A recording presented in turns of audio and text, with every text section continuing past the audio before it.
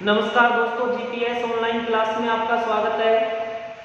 दोस्तों, आज हम कक्षा 10 मेंडल का तृतीय नियम स्वतंत्र अपव्यय के नियम के बारे में अध्ययन करेंगे। दोस्तों, मेंडल के दो नियम, प्रभाविता का नियम और पृथक्करण का नियम हम पिछले वीडियो में पढ़ चुके हैं। तीसरा जो नियम है वह स्वतंत्र अपव्यय का नियम। आज हम स्वतंत्र अपव्यय के नियम का अध्ययन करेंगे। दोस्तों, सबसे पहले हम बात करते हैं स्वतंत्र अपव्यय का नियम। स्वतंत्र अपव्यय का नियम क्या है? तो स्वतंत्र अपव्यय के नियम में क्या होता है कि जब दो विपर्यासी लक्षणों वाले पौधों के मध्य क्रॉस करवाया जाता है, दो या दो से अधिक विपर्यासी लक्षण हो, तो उस समय क्या होता है कि एक लक्षण की वंशागति का दूसरे लक्षण की वंशागति पर कोई प्रभाव नहीं पड़ता है। एक लक्षण की वंशागति का दूसरे लक्षण की वंशागति पर कोई प्रभाव नहीं पड़ता है। साथ ही युग्म विकल्पी है, प्रत्येक युग्म विकल्पी पृथक हो जाता है और संतति में स्वतंत्र रूप से भाग लेता है, स्वतंत्र रूप से अपव्यय करता है, इसलिए इसे स्वतंत्र अपव्यय का नियम कहा जाता है। एक बार देखिए बोर्ड पर, यह नियम द्विसंकरण प्रयोग पर आधारित है। मेंडल का जो तृतीय नियम था, पहले जो दो नियम थे, प्रथम नियम और द्वितीय नियम, वो किस पर आधारित थे? एक संकर संकरण पर। और ये जो नियम है, तीसरा नियम द्विसंकर संकरण पर आधारित है। तो यह नियम द्विसंकर संकरण प्रयोग पर आधारित है। इसमें क्या होता है, यदि दो या दो से अधिक विपर्यासी लक्षण, विपर्यास यानी भिन्न,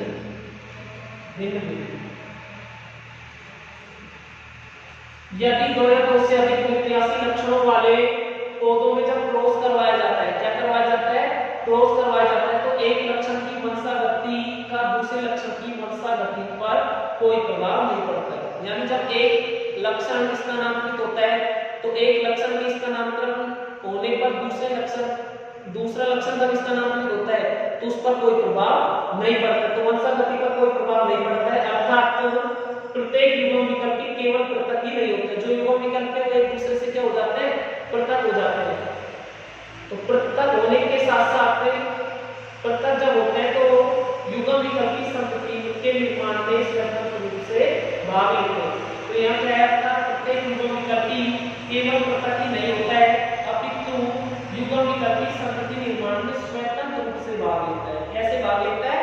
स्वतंत्र रूप से भाग लेता है, इसलिए इसे क्या कहा जाता है? स्वतंत्र अपव्यय का नियम। क्या कहा जाता है दोस्तों? स्वतंत्र अपव्यय का नियम। मेंडल इसको द्विसंकर संकरण के प्रयोग के द्वारा समझाया। इसमें मेंडल ने क्या किया? गोल पीले बीज वाले और झुर्रीदार हरे बीज वाले पौधे लिए। पौधे लेने के बाद उन्हें क्रॉस करवाया, संकरण करवाया। संकरण करवाने के बाद F1 पीढ़ी प्राप्त की। तो F1 जो पीढ़ी प्राप्त की, उस F1 पीढ़ी में गोल पीले बीज वाले पौधे उत्पन्न हुए। कैसे पौधे उत्पन्न हुए? गोल पीले बीज वाले। और उन गोल पीले बीज वाले पौधों में जब स्वपरागण कराया, अर्थात F1 पीढ़ी में जब स्वपरागण कराया, तो इन्होंने F1 पीढ़ी से F2 पीढ़ी प्राप्त की और उस F2 पीढ़ी में भिन्न भिन्न गुणों वाले पौधों को पाया। तो उस F2 पीढ़ी में कौन कौन से गुण वाले पौधों को पाया, इसको हम प्रयोग के माध्यम से समझते हैं। कौन सा प्रयोग है? द्विसंकर संकरण का प्रयोग। कई बार पेपर में इसको द्विसंकर संकरण के प्रयोग के नाम से पूछ लेता है, क्वेश्चन मिलता है। मेंडल के द्विसंकर संकरण प्रयोग को आरेखित चित्र के माध्यम से या चेकर बोर्ड विधि के माध्यम से समझाइए। ठीक है, तो उदाहरण लिखते हैं हमें यहाँ।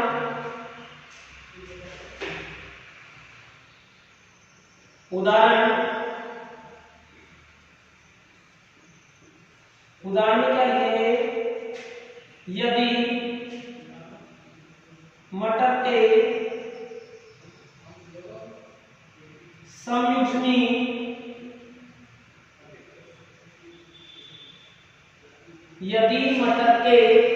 समयुग्मी गोल पीले गोल राउंड और पीले येलो वाइट गोल पीले तथा झुर्रीदार हरे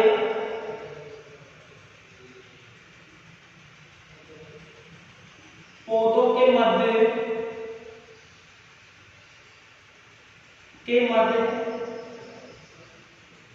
क्रॉस करवाया जाता है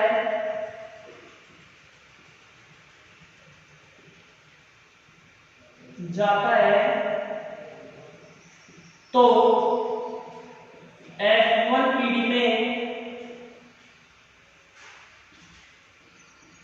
प्रभावित होने वाले पौधे उत्पन्न होते हैं। F1 पीडी में कौन से पौधे होते हैं? प्रभावित होने वाले। तो कौन से पौधे उत्पन्न होंगे? गोल पीले। तो F1 पीडी में गोल पीले पौधे उत्पन्न होते हैं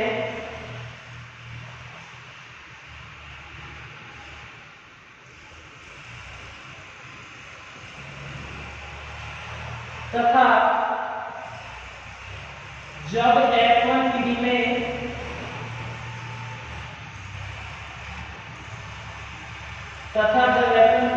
स्वयं परागण करवाया जाता है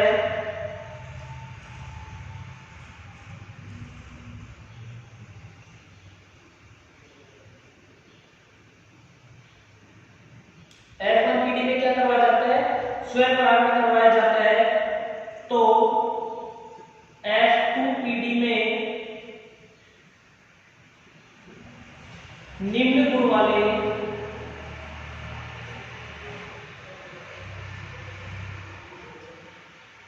पौधे प्राप्त होते हैं।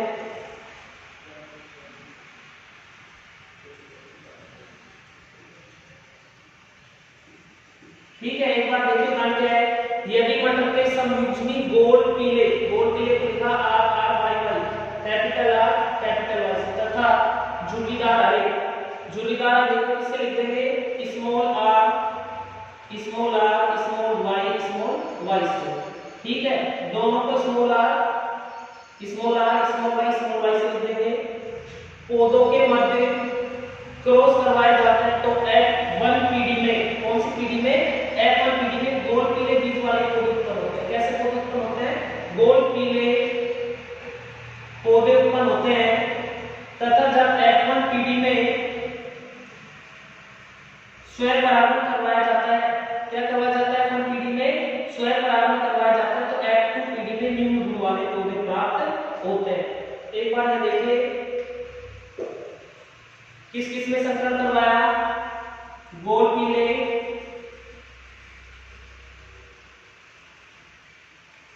और झुर्रीदार हरे। गोल पीले बीज वाले पौधों में और झुर्रीदार हरे बीज वाले पौधों। तो गोल को लिखा आर आर वाई वाई। ठीक है, आर राउंड यानी गोल, येलो यानी पीला। झुर्रीदार को स्मॉल से लिख देंगे स्मॉल आर स्मॉल वाई। ठीक है, आर इधर से कैपिटल आर आ जाएगा, कैपिटल वाई आ जाएगा इधर से स्मॉल आर आ जाएगा, स्मॉल वाई आ जाएगा। ठीक है, आगे कैसे पढ़ेंगे? आर कैपिटल इधर से स्मॉल आर आ जाएगा, कैपिटल वाई स्मॉल वाई। ये क्या है? F1 PD. क्या है? F1 PD. ठीक है, इधर गोल पीले इधर झुर्रीदार हरे क्रॉस करवाया तो capital R capital Y F1 पीडी प्राप्त होती है। F1 पीडी में कैसे पौधे होंगे? गोल पीले। ठीक है, कैसे पौधे प्राप्त होंगे? गोल पीले। अब हम F1 पीडी में स्वयं परागण कराते हैं। क्या करवाते हैं? F1 पीडी में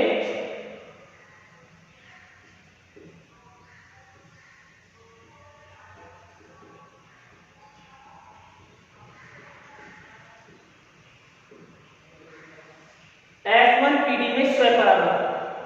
F1 पीडी में स्वयं परागण कैसे होगा? देखिएगा,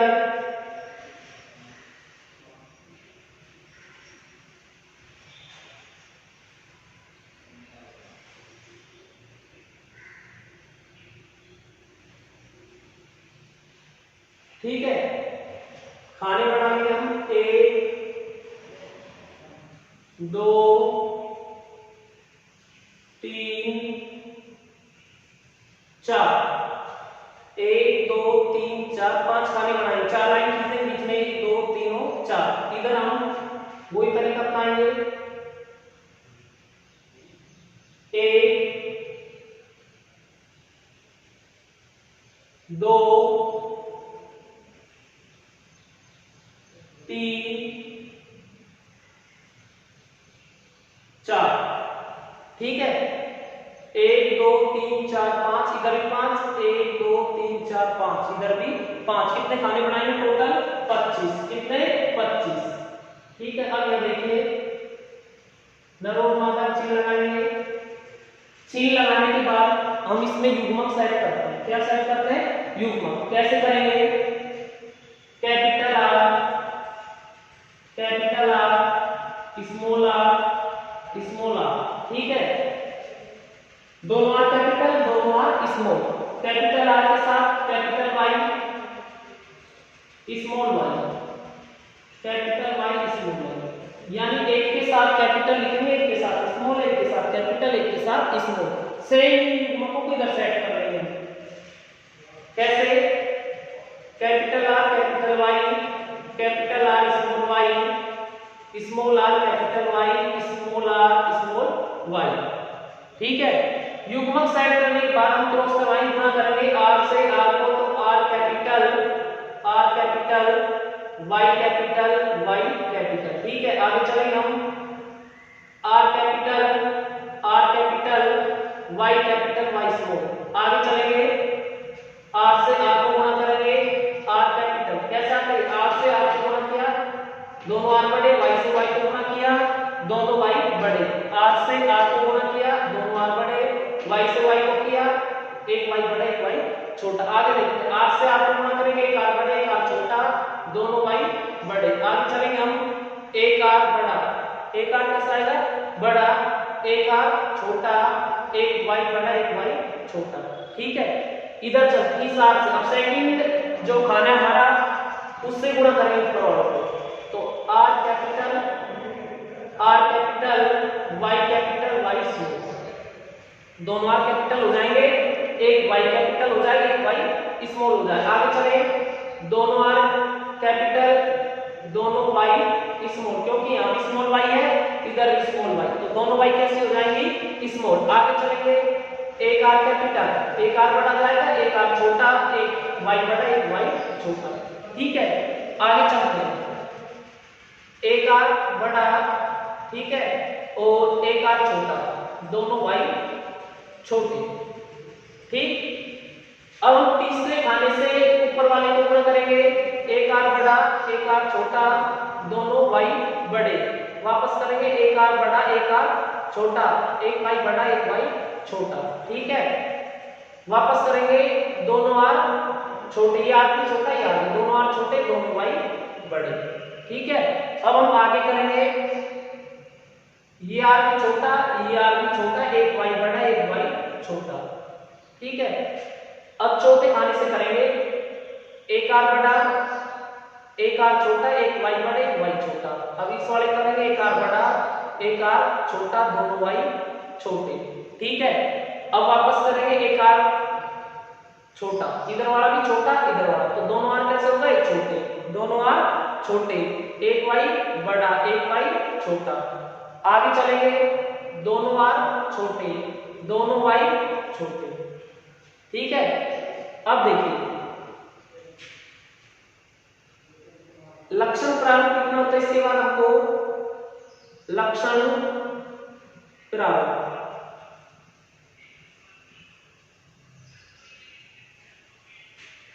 लक्षण प्रारूप कैसे लिखेंगे? सबसे पहले हम चेक करते हैं किन किन लक्षणों वाले पौधे प्राप्त हुए। इसमें दोनों आर जब बड़े होंगे और दोनों वाई जब बड़े होंगे तो गोल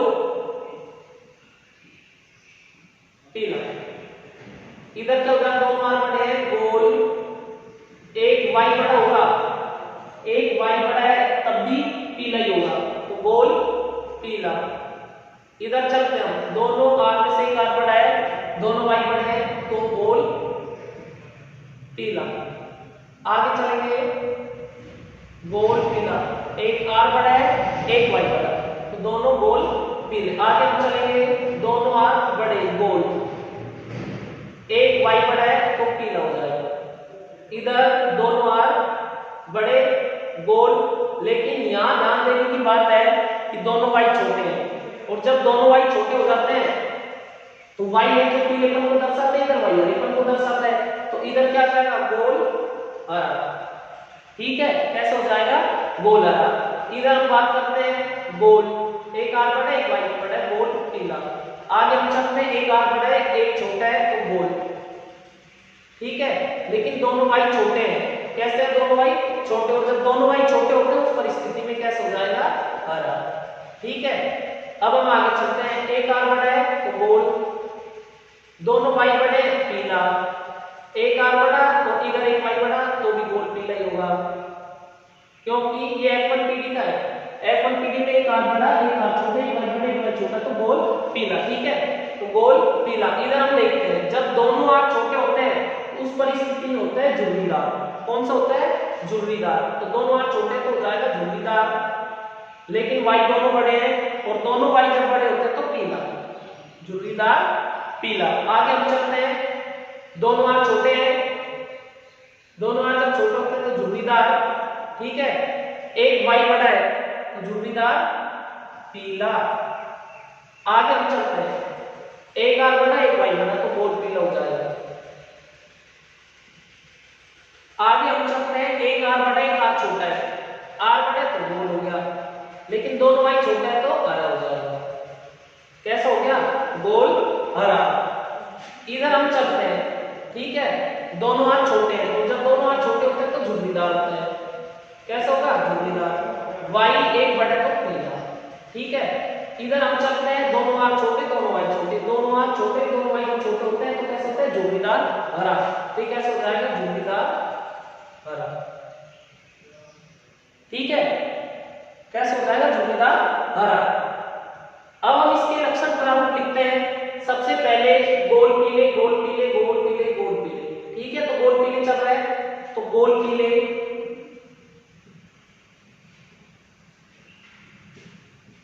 ठीक है। इससे आगे हम चलते हैं गोल पीले, ठीक है, गोल पीले से आता है आगे गोल हरा, गोल हरा। ठीक है, जब हम गोल हरे से आगे चलेंगे वापस गोल पीला गोल हरा गोल पीला झुर्रीदार पीला। नया जो लक्षण आया वो क्या है झुर्रीदार पीला।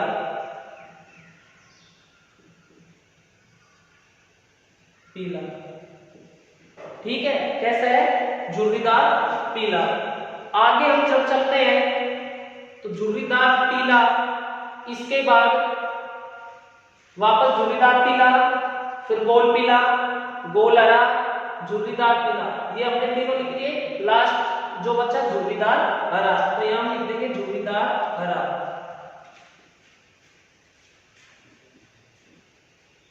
ठीक है, तो हमें चार लक्षणों वाले पौधे प्राप्त हो रहे हैं, गोल पीले बीज वाले, गोल हरे बीज वाले, झुर्रीदार पीले बीज वाले और झुर्रीदार हरे बीज वाले। ठीक है, कितने कितने प्राप्त हो रहे हैं। वैसे यदि ध्यान रखा जाए तो जो अनुपात प्राप्त होता है लक्षण प्रारूप में वह 93 प्राप्त होता है। कितना प्राप्त होता है याद करने के लिए 93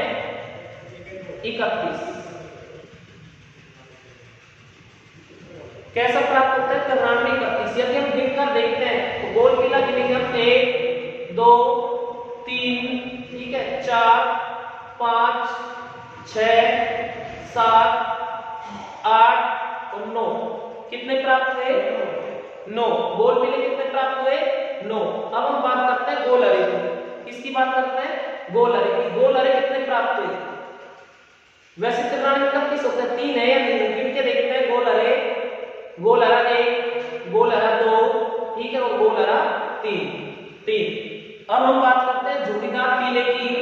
ठीक है, झुर्रीदार पीले कितने हैं 3 होने चाहिए। 3 है या नहीं है हम गिनकर देखते हैं। झुर्रीदार पीला 1, झुर्रीदार पीला 2, झुर्रीदार पीला 3। ठीक है, अब हम देखते हैं लास्ट जो बचता है झुर्रीदार हरा। झुर्रीदार हरा बीज वाला केवल एक पौधा प्राप्त होता है। तो लक्षण प्रारूप क्या हुआ इसका 93 31। यदि हम वैसे याद रखें तो भी याद रख सकते हैं कि गोल पीले बीज वाले 9, गोल हरे बीज वाले 3, झुर्रीदार पीले बीज वाले 3 और झुर्रीदार हरे बीज वाले 1। 93 31। यदि हम इस प्रकार से चेकर बोर्ड बनाने के बाद प्रत्येक के जो पौधा उसके गुणों को लक्षणों को हम देखें तो इनको लिखने के बाद हम इसमें से ढूंढ के यहाँ लिख सकते हैं। तो ये क्या हुआ, लक्षण प्रारूप। क्या हुआ, लक्षण प्रारूप। अब हम बात करते हैं जीन प्रारूप। किसकी, जीन प्रारूप। ठीक है, जीन प्रारूप क्या है? जीन प्रारूप में देखिए कि हमको इन युग्मकों को देखना होगा। इसमें क्या है, दोनों आर बड़े दोनों वाई बड़े, दोनों आर बड़े दोनों वाई बड़े। ठीक है, ये लिख लिया हमने। दोनों आर बड़े एक वाई बड़े एक वाई छोटा, इसको लिखेंगे क्योंकि यहाँ वाई छोटा आ गया। ठीक है, ये अलग हो गया, इससे अलग हो गया क्योंकि ये दोनों कैपिटल थे, यहाँ एक कैपिटल है एक स्मॉल है, तो दोनों आर बड़े। ठीक है, एक वाई बड़ा एक वाई छोटा। ठीक, अब आगे चलेंगे, ये भी अलग हो गया क्योंकि यहाँ दोनों आर बड़े थे, यहाँ भी दोनों आर बड़े थे, लेकिन यहाँ एक आर छोटा हो गया, तो क्या हो जाएगा, are capital R small, R capital R small, और दोनों वाई भी कैपिटल। अब हम आगे चलते हैं, तो एक आर बड़ा एक आर छोटा। ठीक है, ये तो हो गया, लेकिन एक वाई बड़ा एक वाई छोटा, इसलिए ये भी अलग है, इसको भी लिखेंगे एक आर बड़ा एक आर छोटा, एक वाई बड़ा एक वाई छोटा।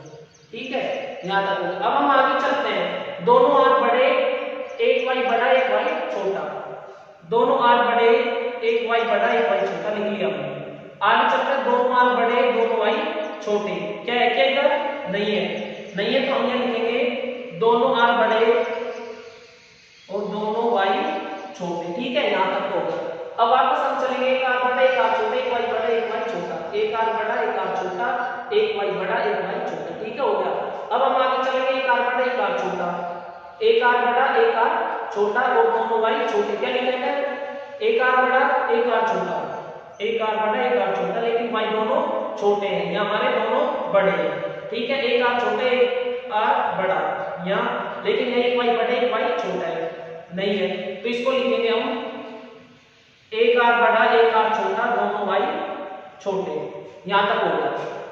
अब हम आगे चलते हैं, एक आर बड़ा एक आर छोटा दोनों वाई बड़े। ठीक है, एक आर बड़ा एक आर छोटा दोनों वाई बड़े, ये हो गया। ठीक है, अब हम आगे चलते हैं, एक आर बड़ा एक आर छोटा, एक आर बड़ा एक आर छोटा, एक वाई बड़ा एक वाई छोटा। ठीक है, अब हम आगे चलते हैं, दोनों आर छोटे दोनों वाई बड़े। क्या इधर है, क्या नहीं है, दोनों आर कैसे हो जाएंगे, छोटे और दोनों वाई बड़े, दोनों आर छोटे और दोनों वाई बड़े। ठीक है, अब हम आगे चलते हैं, एक दोनों आर छोटे हैं एक वाई बड़ा एक वाई छोटा। क्या इधर है, क्या नहीं है, तो दोनों आर छोटे। ठीक है, एक वाई बड़ा एक वाई छोटा। ठीक, अब हम वापस आगे चलते हैं, एक आर बड़ा एक आर छोटा, एक आर बड़ा एक आर छोटा, एक वाई बड़ा एक वाई छोटा। ठीक है, ये हो गया। आगे हम चलते हैं, एक आर बड़ा एक आर छोटा, एक आर बड़ा एक आर छोटा। कहां पर आ गए, इसको देख लिया, आर बड़ा आर छोटा वाई बड़ा वाई छोटा। ठीक है, आगे चलते हैं, दोनों आर बड़े सॉरी दोनों आर छोटे एक वाई बड़ा एक वाई छोटा। क्या इधर है, क्या दोनों आर सबसे पहले हम छोटे ढूंढते हैं, दोनों आर छोटे ही रहेंगे, लेकिन इधर क्या हो रहा है, एक वाई बड़ा एक छोटा इधर। ठीक है, लिख लिया हमने, और इसके बाद दोनों आर छोटे दोनों वाई छोटे। ठीक है, एक तरीके से यदि हम ध्यान रखें तो जीन प्रारूप होता है 12 24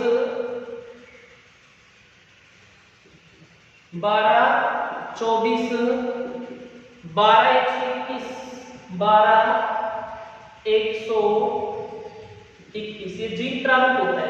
क्या ये सही है, क्या ये सही है, क्या इसको हम देखते हैं, दोनों आर बड़े और दोनों वाई बड़े, दोनों आर बड़े दोनों वाई बड़े। ठीक है, दोनों आर बड़े एक वाई बड़ा एक वाई छोटा, दोनों आर बड़े एक वाई बड़ा एक छोटा। ठीक है, एक पौधा किसका, ये रहा। ठीक है, और एक पौधा इसका कहां है, देखिए दोनों आर बड़े और एक वाई बड़े एक वाई छोटा,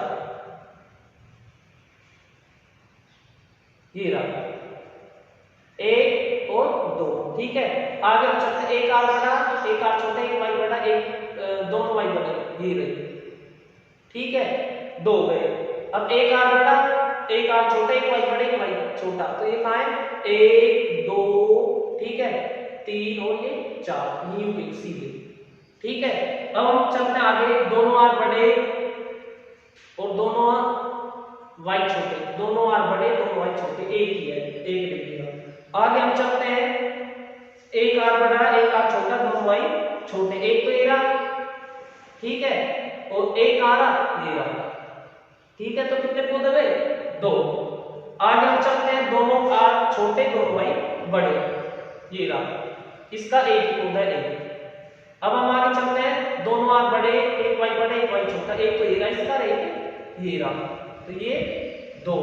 आगे हम चलते हैं, इसका एक, ठीक है, तो इसका लक्षण प्रारूप हमें क्या प्राप्त हुआ 93 यानी 9 जो पौधे थे गोल बीज वाले थे, 3 पौधे थे गोल हरे बीज वाले थे, 3 पौधे थे झुर्रीदार पीले बीज वाले थे, एक पौधा था झुर्रीदार हरा था, ठीक है। 93 फिनोटाइप क्या प्राप्त हुआ 93। जीनोटाइप क्या है 12 24 12 121। तो दोस्तों ये क्या है मेंडल का द्विसंकर संकरण। मेंडल के द्विसंकर संकरण का यह है प्रयोग। मेंडल का जो तीसरा नियम है स्वतंत्र अपवर्तन का नियम इसकी पुष्टि करता है।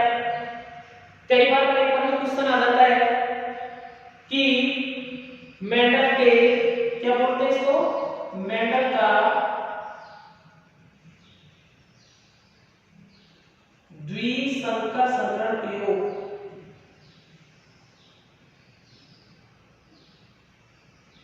या 2 जीन वंशावली प्रयोग।